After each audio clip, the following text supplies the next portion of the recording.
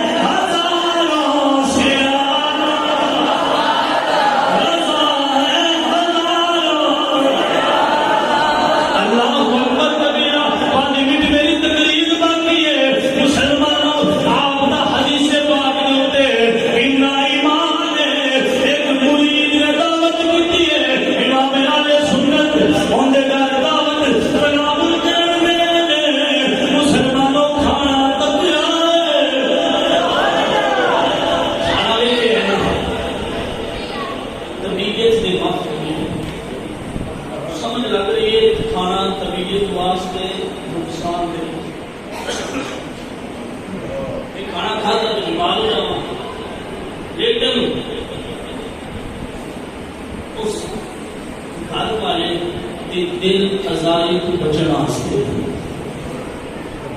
ایویں نہیں آتے راہ دے اندر